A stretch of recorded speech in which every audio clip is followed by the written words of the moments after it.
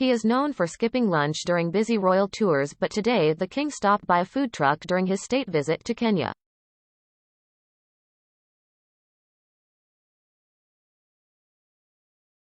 During a solo engagement, Charles sampled popular local food at Nairobi Street Kitchen.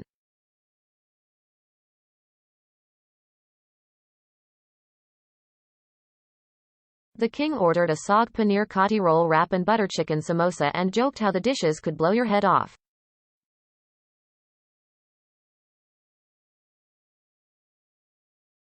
Thankfully, sous chef Rhoda Asio said they had been told by the palace not to make the dishes too spicy for the 74-year-old monarch.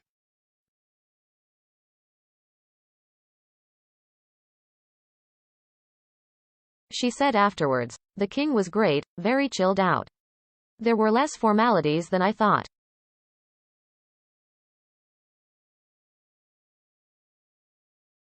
I was nervous before knowing he would be eating our food. Indian food is very popular here in Kenya.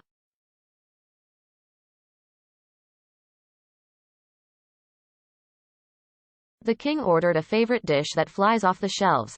The visit was designed to celebrate the Kenyan cultural and creative scene.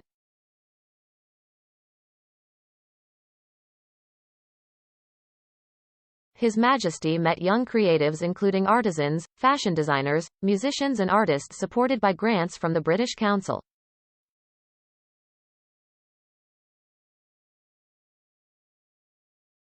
The king toured a pop-up exhibition with 7 booths showcasing Kenyan creative products, including graphic novels and sustainable fish leather bags.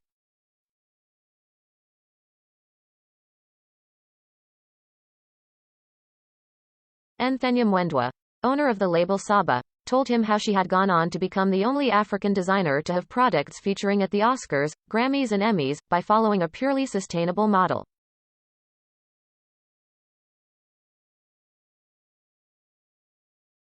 She said, "The king was very impressed. He said he was always interested in learning from different industries and how we can learn from each other. It was a really great experience meeting him."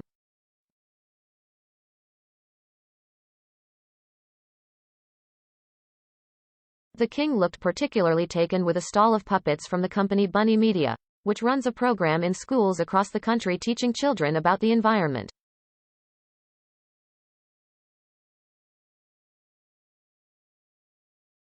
Through a park ranger puppet called Matata, children from the age of 4 are encouraged to help protect the local wildlife for the benefit of their communities.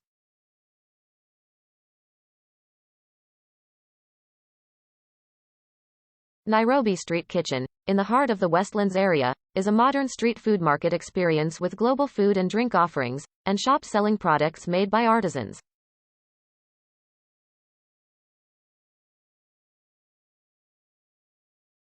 It also hosts live bands and local art.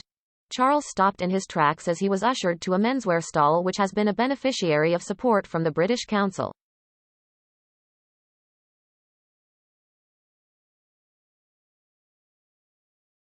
Pointing at a sample of grey and blue checked material, the king exclaimed, "Now this looks familiar," which suggests that he had a suit of almost exactly the same design.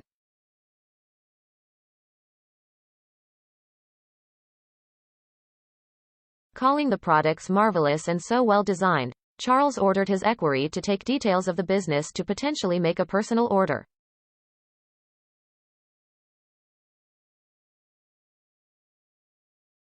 Sam Hiro, owner of Gentile custom-made suits, said, "The king was very taken with one of our designs and in agreement that we are the perfect amalgamation of Kenyan flamboyance and British craftsmanship."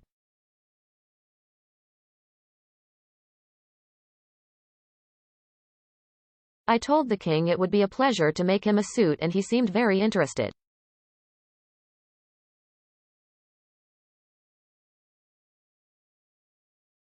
Before departing, His Majesty visited the Desi Loco Indian street food stand with a band playing background music.